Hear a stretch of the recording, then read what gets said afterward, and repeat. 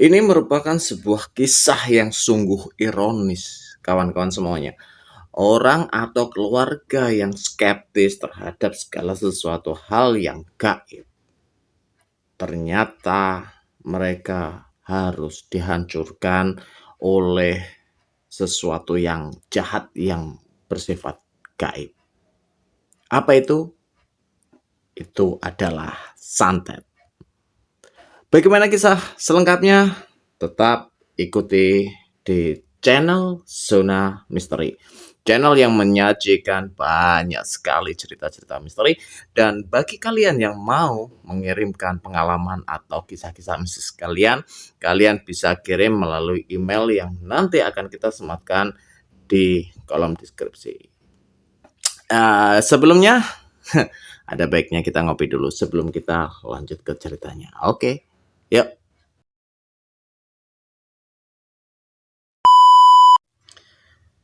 Assalamualaikum warahmatullahi wabarakatuh, sahabat Zona Misteri dimanapun kalian berada.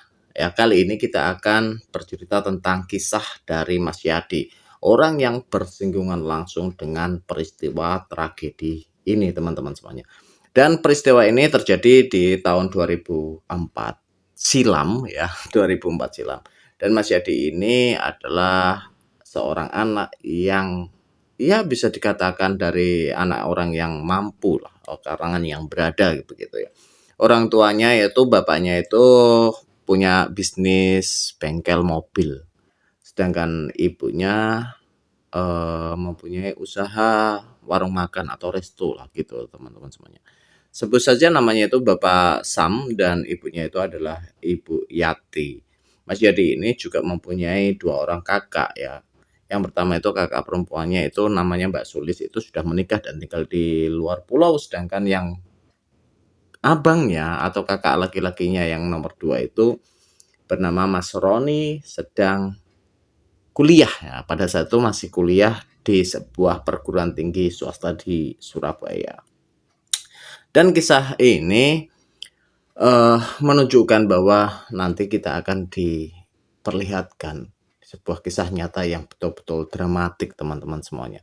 Sangat-sangat dramatik, di mana pada saat itu keluarga dari Mas Yadi ini adalah orang yang skeptis terhadap segala sesuatu yang berhubungan dengan hal gaib. Mereka selalu berpikiran rasional, mereka selalu menggunakan analisis-analisis dan lain sebagainya. Dan mereka sama sekali tidak percaya dengan hal-hal yang mistis lah, seperti itu.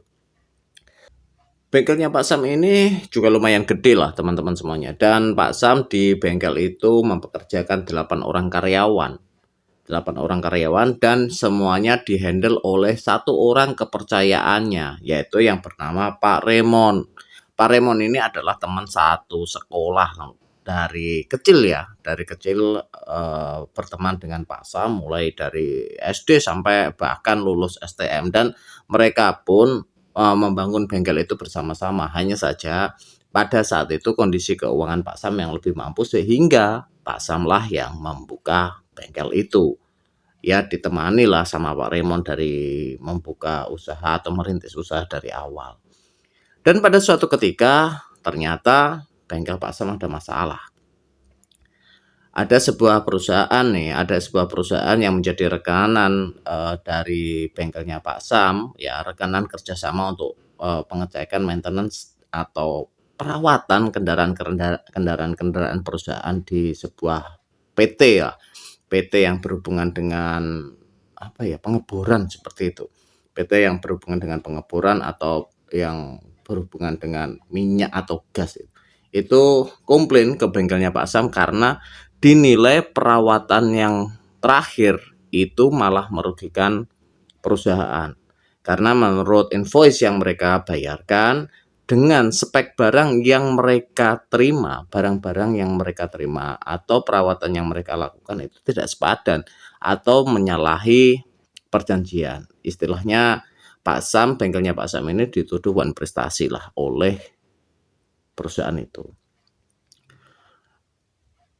Lalu kemudian dari pihak perusahaan itu membeberkan sebuah fakta atau bukti-bukti bagaimana perawatan yang mereka lakukan di bulan kemarin itu ternyata tidak sesuai dengan spesifikasi yang mereka sepakati di perjanjian awal.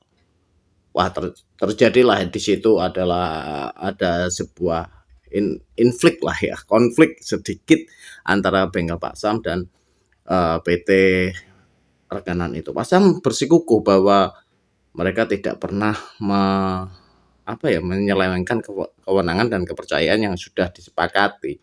Tapi Pak Sam tidak berkutik ketika bukti-bukti peralatan yang disodorkan oleh perusahaan itu ternyata memang kualitasnya jauh dari standar atau kualitas yang sudah ditetapkan bersama-sama ketika menandatangani MOU perjanjian itu, kawan-kawan semuanya. Alhasil Pak Sam pun dituntut ganti rugi senilai 150 juta, hampir 150 juta.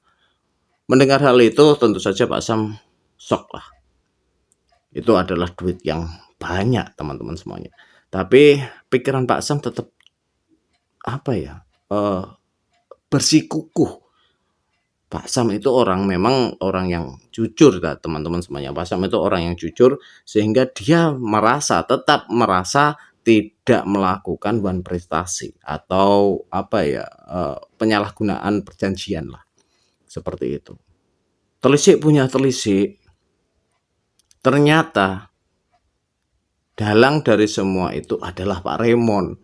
Dan ketika kejadian itu, setelah semuanya fakta-fakta dibuka, pada saat melakukan pengecekan di beberapa bulan terakhir atau perawatan di beberapa bulan terakhir, Pak Raymond itu mengatasnamakan bengkel Pak Sam untuk melakukan perawatan itu di lokasi di mana mobil-mobil atau kendaraan-kendaraan PT itu berada. Jadi bukan dibawa ke bengkel dan lain sebagainya.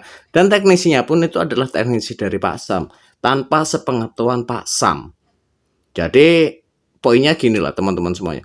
Ketika pada saat itu Pak Raymond mendatangi tempat PT itu untuk melakukan maintenance atau melakukan perawatan itu mengatasnamakan bengkelnya Pak Sam yang mempunyai unsur kerjasama dengan perusahaan itu.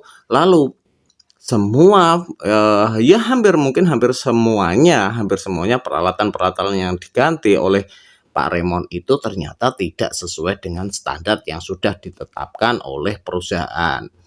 Nah, artinya ketika daya tahan kendaraan yang tidak sesuai dengan performanya dan lain sebagainya, perusahaan itu pun menuntut ganti rugi kepada Pak Sam, walaupun Pak Sam pada saat itu tidak tahu menau terhadap prosedur yang dilakukan oleh Pak Raymond itu sendiri. Nah, seperti itu ceritanya. Jadi apapun itu, pihak perusahaan tidak mau tahu, teman-teman semuanya.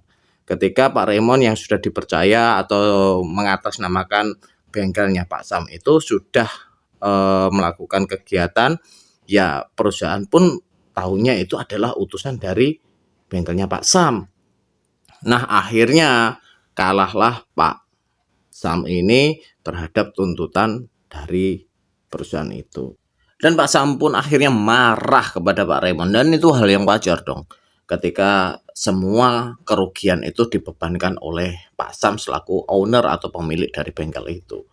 Ya bisa dikatakan Pak Raymond melakukan tidak korupsi lah, sehingga merugikan perusahaan atau bengkel di mana dia bekerja. Dan beberapa waktu berikutnya akhirnya Pak Raymond dipecat setelah terjadi pertengkaran hebat. Mereka pun akhirnya bersepakat untuk berpisah, atau tepatnya itu Pak Raymond dipecat oleh Pak Sam. Dan itu pun juga sebuah kewajaran ketika kita mempunyai sebuah usaha atau perusahaan yang dirugikan oleh karyawan, ya wajarlah karyawan itu dipecat. Dan semuanya tetap kembali ke normal walaupun Pak Sam itu menderita kerugian yang lumayan banyak. Banyak lah, 150 juta pada masa itu kan. Seperti itu. Namun teman-teman semuanya, setelah kejadian itu tiba-tiba saja terjadi banyak sekali perubahan, mulai diputusnya kerjasama dengan perusahaan dan juga bengkel yang dikelola oleh Pak Sam itu berangsur-angsur sepi konsumen, padahal pada saat itu di kotanya dia, saya nggak menyebutkan kotanya ya teman-teman semuanya, karena ini menyangkut sebuah privasi, kita nggak menyebutkan nama kotanya. Ya, di kotanya itu bengkel Pak Sam ini adalah bengkel yang sangat-sangat berkualitas lah. Menurut mereka itu di bengkel Pak Sam ini adalah bengkel yang bagus, sehingga ya wajar dong kalau direkomendasikan bengkel yang bagus, maka ada perusahaan yang kerjasama dengan bengkelnya Pak Sam untuk proses maintenance atau proses perawatan kendaraan. Dan pada saat itu ekonomi keluarga dari Pak Sam ini bisa dikatakan kocar-kacir kawan-kawan semuanya. Dengan bengkel sepi dan lain sebagainya. Ya agak stres lah. Apa yang dipikirkan Pak Sam itu terlalu banyak. Sudah berbagai macam dilakukan untuk menarik kembali pelanggan-pelanggan datang ke bengkelnya untuk menambah income. Ternyata selama 7 bulan itu masih sepi-sepi juga. Sang istri atau Ibu Yati ini adalah orang yang sabar. Dia selalu mengatakan, sudahlah diikhlaskan aja, ini sebuah cobaan, ini sebuah ujian. Kan masih ada rumah makan yang bisa menopang ekonomi keluarga, membiayai kuliah, membiayai kehidupan sehari-hari, maupun untuk membayar tagihan-tagihan yang ada di perusahaan tadi. Ya, yang menuntut Pak Sam sebesar 150 juta ganti ruginya itu, walaupun bisa dicicil. Perkataan dari istrinya ini membuat Pak Sam sedikit banyak itu seperti, ya bisa dikatakan lega lah. Walaupun tetap saja pemikirannya itu adalah bagaimana cara mengembalikan usaha bengkel yang selama ini dirintis untuk berdiri lagi.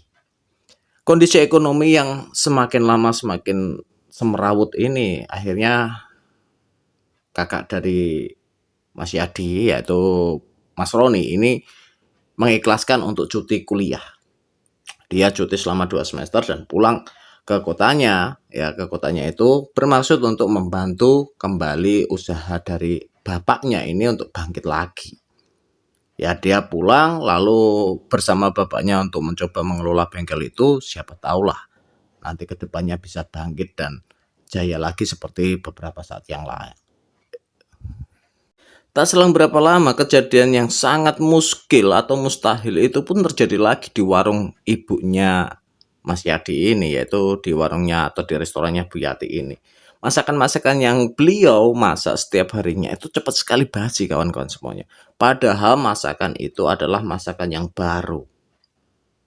Sampai karyawan dari Bu Yati yang juru masak itu nggak habis pikir, karena ini masakan baru tadi pagi dimasak. Tapi siang hari sudah basi, sore hari sudah basi, sehingga tidak bisa lagi dijual. Bahkan beberapa orang pun itu komplain bahwa masakan-masakan yang dijual oleh Bu Yati ini adalah masakan basi. Padahal selama ini masakan Bu Yati itu selalu fresh. Karena ya Bu Yati juga melakukan perhitungan ketika alamnya kondisinya sepi, dia tidak terlalu masak banyak lah. Dan ketika ada momen-momen rame baru ditambah lagi porsinya. Dan itu selalu seperti itu, sehingga tidak ada masakan-masakan yang nyimpen atau bisa dijual kembali besok gitu, nggak ada teman-teman semuanya. Dan anehnya pada saat itu masakan di restoran atau warung makannya Bu Yati itu gampang sekali basi. Komplain datang dari mana-mana, sehingga akhirnya warung Bu Yati ini pun ditinggalkan oleh konsumennya. Sudah tersebar kemana-mana bahwa warungnya Bu Yati itu menjual masakan basi. Ini sudah tersebar sehingga mereka yang dulunya langganan di warungnya Bu Yati ini pun sedikit demi sedikit mencari warung atau rumah makan yang lain. Kondisi yang makin parah ini akhirnya membuat Mas Yadi berani menceritakan hal-hal yang dirasakan selama ini kepada abangnya itu Mas Roni ya. Ya, selama ini Mas Yadi itu menyimpan sendiri kecurigaan dan bisa dikatakan prasangka buruk ya, prasangka buruk karena basic keluarga mereka itu adalah basic yang skeptis dengan hal-hal yang gaib. Mereka sama sekali tidak percaya terhadap segala sesuatu yang berhubungan dengan mistis ya teman-teman semuanya. Akhirnya Mas Yadi memberanikan diri ngomong sama abangnya nih, Mas, aku curiga ya, jangan-jangan keluarga kita kena ya semacam serangan gaib lah. Mungkin ada yang nggak suka sama bapak atau ibu, sama keluarga kita nggak suka, sehingga mengirimkan serangan-serangan gaib yang membuat rumah tangga di keluarga kita itu, terutama ekonomi ya, berantakan. Nah, jawaban Mas Roni pun seperti yang sudah dipikirkan oleh Mas Yadi. Mas Roni pun apa ya, kamu itu terlalu mikir yang aneh-aneh gitu. Kita berpikir secara logis aja lah, bagaimana mungkin ya, seperti itulah.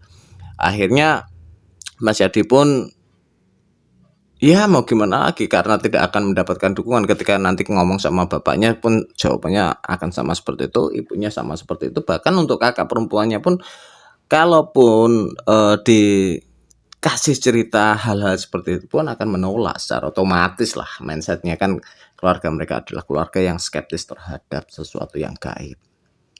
Dan tanpa sepengetahuan mereka, Mas Yadi pun itu berguru, mencari seorang guru, orang pintar, dan mempertanyakan permasalahan keluarganya itu. Dan apa yang terjadi kawan-kawan semuanya?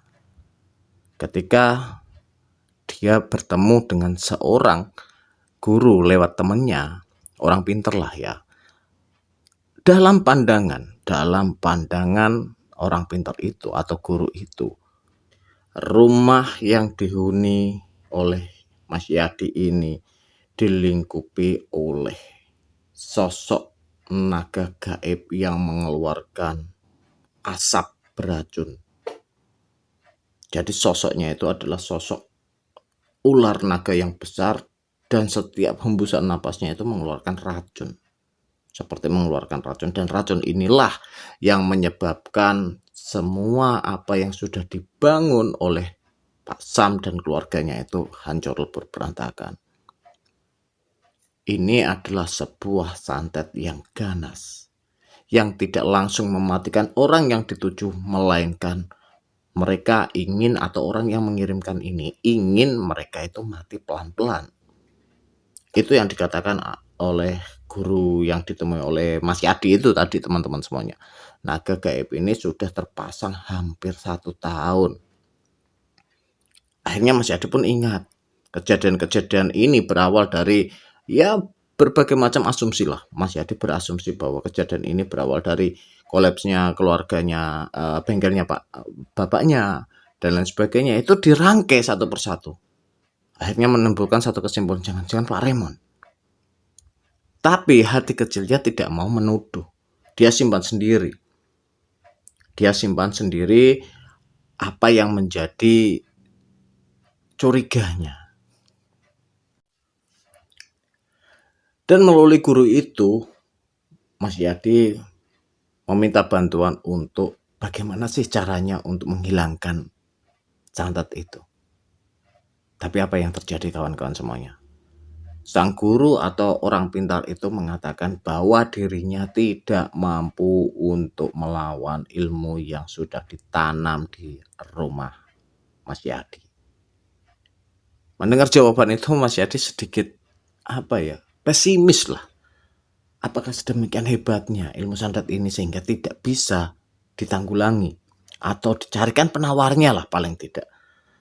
Akhirnya Mas Yadi pun pulang dengan membawa segenap kecewa lah, sedikit kecewa. Wajar dong ketika kita ada masalah belum ada solusinya. Kita itu secara psikologis pasti kecewa.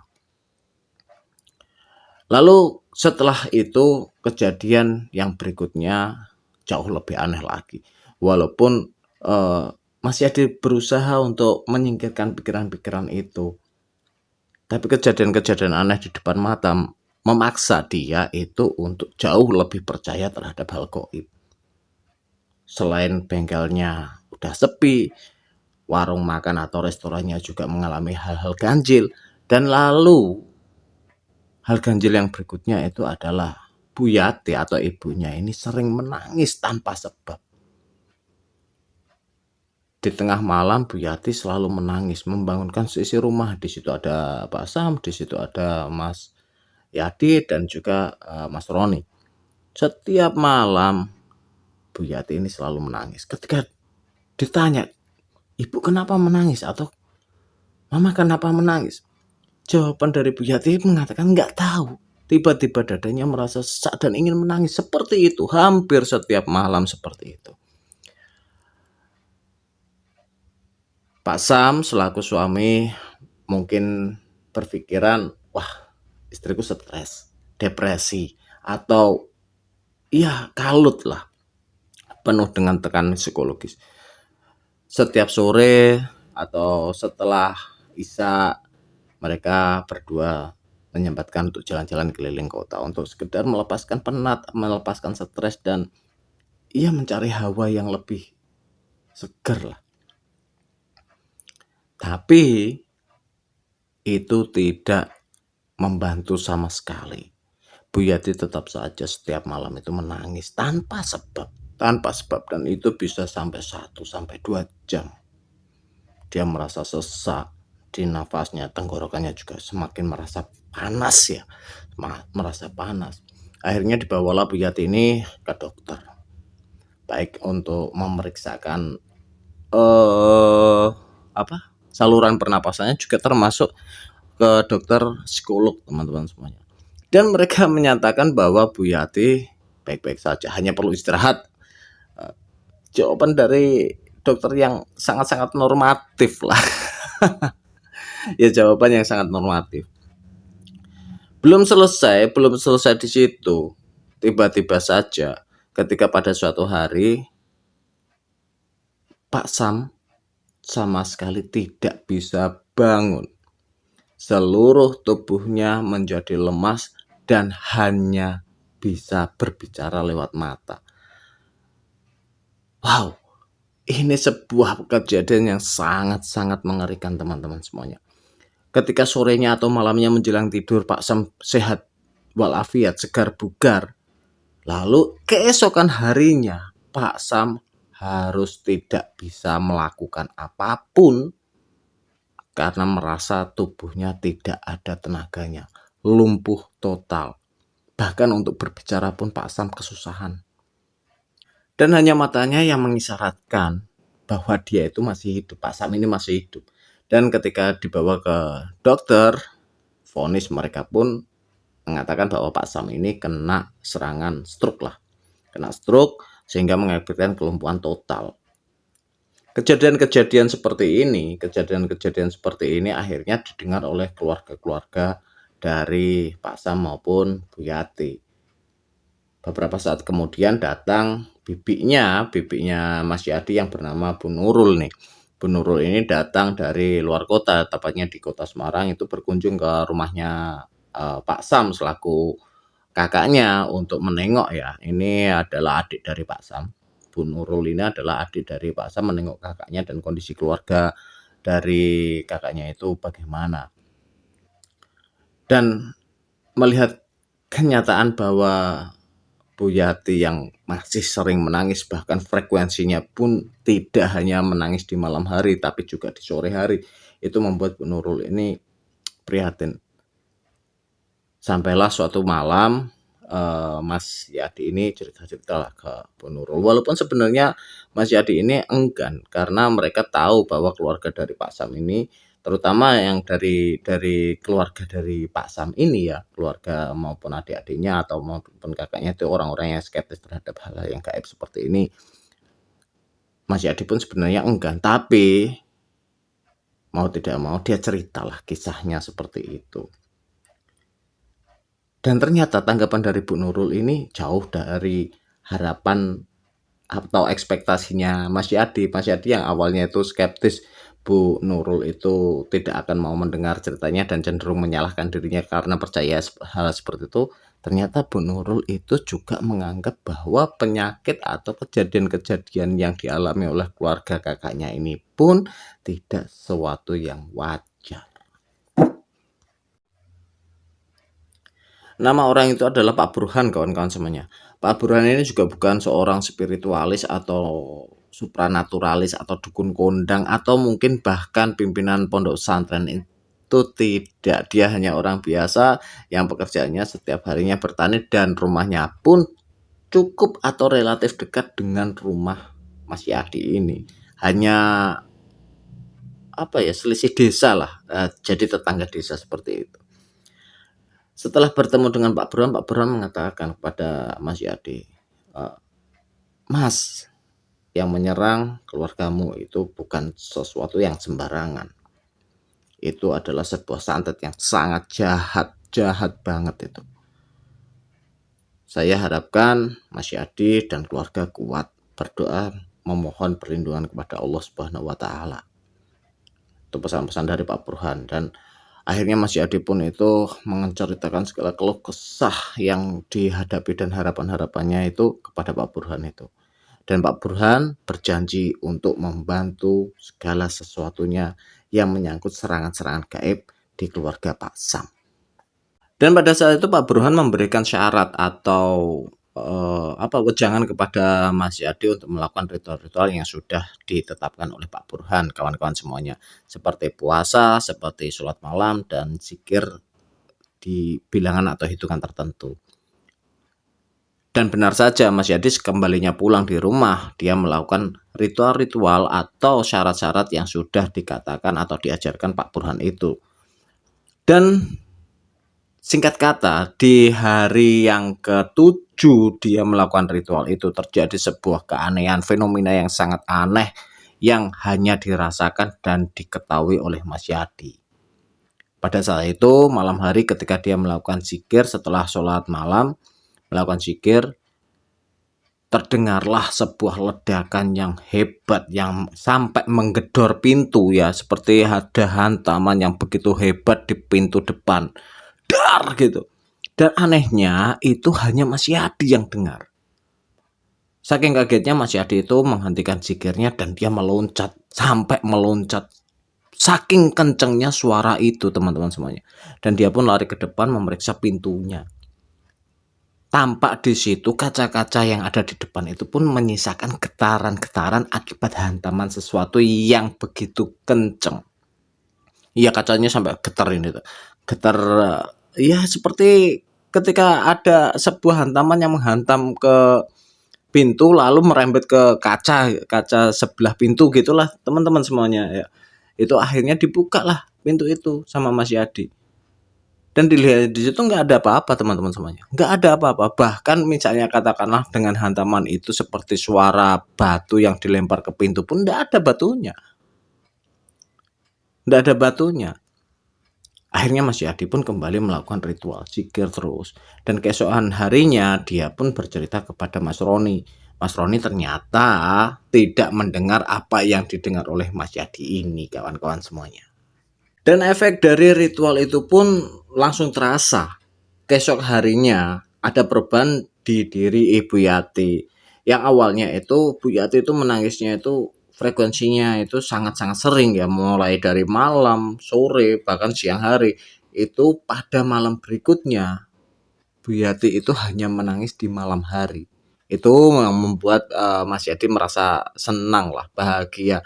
Berarti ada sedikit perasaan lega melihat kondisi sang ibu, ya, yang mulai membaik. Tapi kelegaan dari Mas Yadi ini nggak berlangsung lama ini, teman-teman semuanya. Dan pada suatu ketika, pada suatu malam itu Mas Yadi sangat-sangat bermimpi hal yang sangat aneh dan mengerikan. Dalam mimpinya itu sang ibu ini, Bu Yati ini, digandeng oleh dua makhluk yang sangat besar. Dan Bu Yati ini meronta-ronta berusaha melepaskan diri, menyebut-nyebut atau berteriak-teriak minta tolong kepada Mas Yadi. Dalam mimpinya Mas Yadi ini, teman-teman semuanya. Dan pada saat itu Mas Yadi berusaha untuk melepaskan sang ibu, namun apa daya, sekali hentakan oleh tangannya dua makhluk besar ini, tubuh Mas Yadi itu terpental sehingga dia terbangun dari tidurnya. Sedikit lega karena itu merupakan sebuah mimpi. Tapi perasaan Mas Yadi pada saat itu merasa nggak enak. Dia akhirnya menuju ke kamar ibunya itu Bu Yati dan bapaknya yang terbaring sakit di situ, ya, Pak Sam itu yang terbaring sakit di sebelah dari Bu Yati. Dan apa yang terjadi? Mas Yadi langsung menjerit histeris ketika mendapati Bu Yati ternyata sudah meninggal. Begitu terpukul perasaan dan kejiwaan Mas Yati. Apa yang diusahakan selama ini untuk menyelamatkan keluarganya ternyata masih belum mampu juga. Belum bisa untuk mengentaskan dan membantu permasalahan-permasalahan keluarganya ini dari serangan-serangan gaib, kawan-kawan semuanya. Singkat cerita,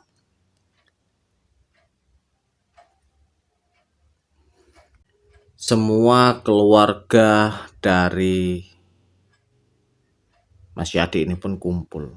Walaupun ketika pemakaman Mbak Sulis itu kakak pertamanya Mas Yadi ini belum bisa hadir karena harus melakukan perjalanan yang jauh, kawan-kawan semuanya.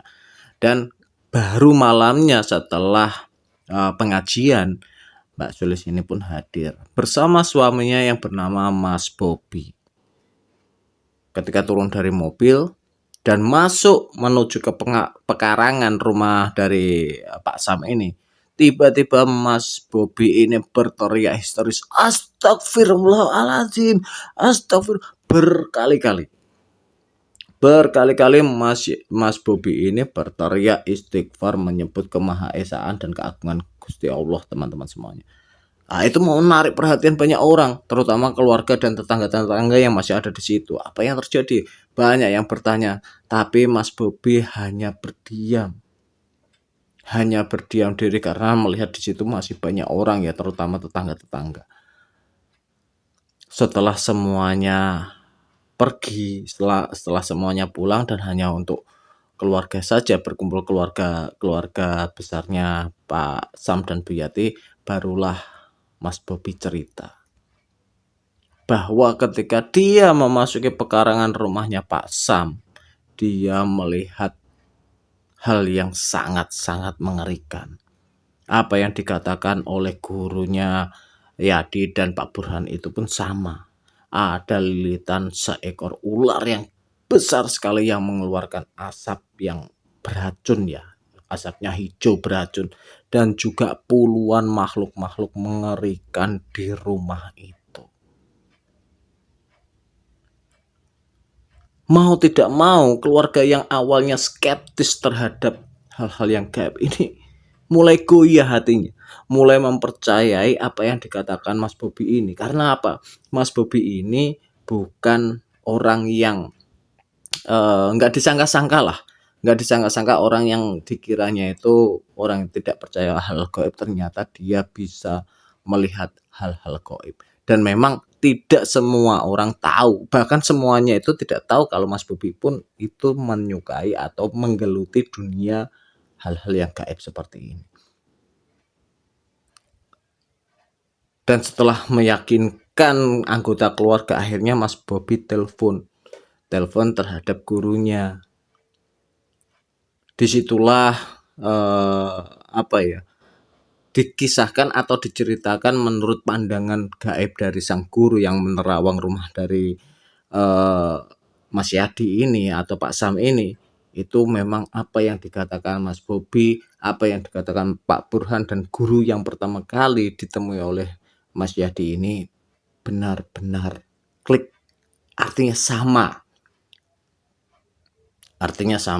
Dan di situ Mas Bobi diperintah oleh gurunya yang ditelepon itu untuk melakukan ritual puasa 3 hari, lalu menggali sebuah lokasi di depan rumah untuk mengambil sesuatu. Rencananya Mas Bobi ini hanya 1 hari mengantar istrinya di penghormatan terakhir pada ibunya, lalu kembali lagi ke kotanya untuk bekerja. Tapi akhirnya dia memutuskan untuk melakukan cuti selama 3 hari guna melakukan ritual itu untuk menolong keluarga dari istrinya ini, teman-teman semuanya. 3 hari pun berlalu dengan puasa dan ritual-ritual yang dilakukan Mas Bobi, dan pada malam harinya ditemani oleh Mas Yadi, Mas Roni maupun Mbak Sulis, dan juga ada Bu Nurul ya. Tadi Bu Nurul itu adalah bibi dari Mas Yadi, adiknya Pak Sam, itu pun ikut ikut ingin membuktikan apa sih yang ada di situ. Nah, akhirnya malam itu Mas Bobi menggali tanah yang ada di depan pekarangannya sesuai dengan petunjuk gurunya itu, dan apa yang terjadi teman-teman semuanya. Di situ ditemukan sebuah bungkusan putih, bungkusan kain mori yang isinya itu ada jarum, kembang, kotoran.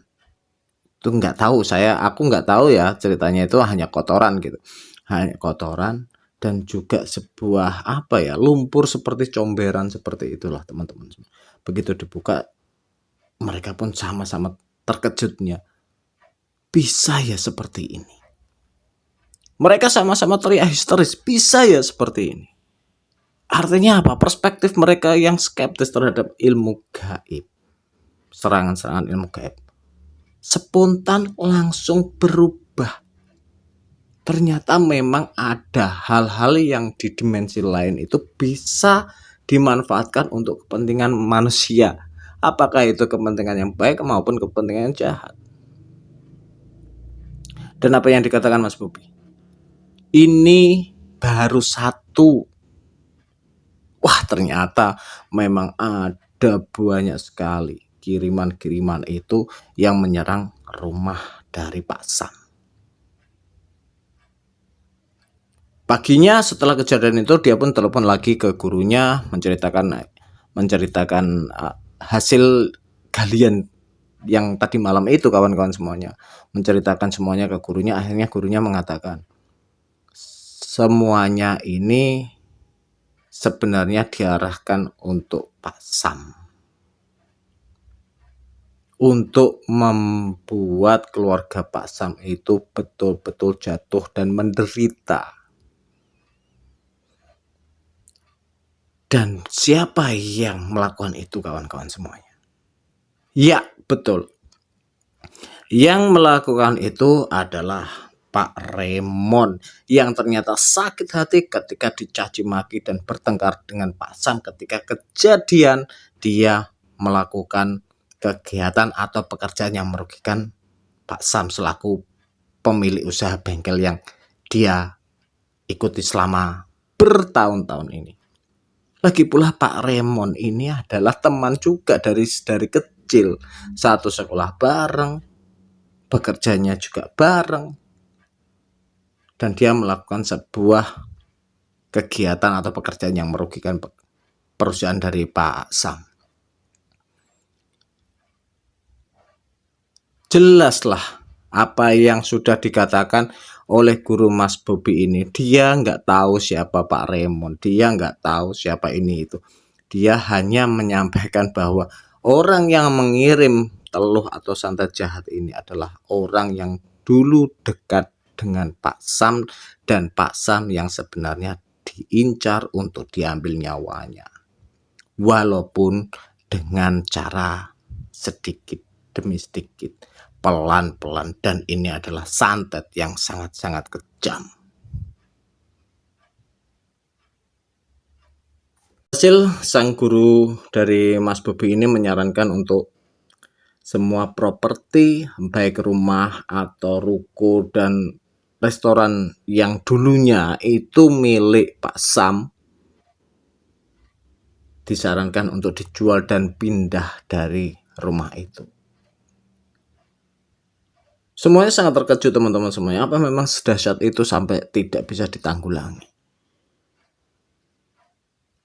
Dan jawabannya pun memaksa mereka untuk tetap menerima saran dari guru Mas Bobi ini, guru dari Mas Bobi ini. Karena semakin lama kalau ditunda, nyawa Pak Sam pun kemungkinan besar juga tidak akan tertolong. Karena serangan itu sudah cukup lama mendiami rumah dan tempat usaha dari Pak Sam. Akhirnya betul saja teman-teman semuanya, setelah berunding, mereka memutuskan untuk keluar dari rumah itu dan mencari kontrakan di kota sebelah. Sambil menunggu rumah dan properti-properti yang dimiliki Pak Sam itu terjual.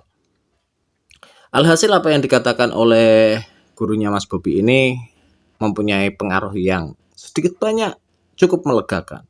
Setelah keluar dari rumah awal itu, di rumah kontrakan yang baru, itu Pak Sam berangsur-angsur pulih.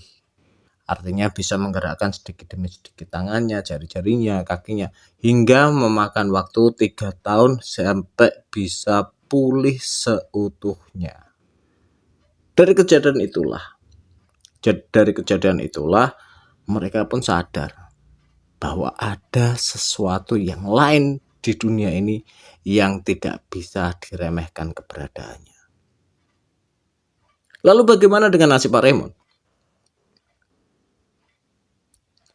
Ternyata Mas Yadi dan Mas Bobi ini mencapai kesepakatan. Sebenarnya Mas Bobi tidak mau, tapi ya Mas Yadi yang namanya juga anak, ingin pada saat itu masih muda ya teman-teman semuanya, masih berusia 18-19 tahunan, yang tahu dengan mata kepala sendiri bagaimana penderitaan orang tuanya, apalagi dia pun juga bermimpi ketika ibunya dibawa 2 makhluk yang gede itu.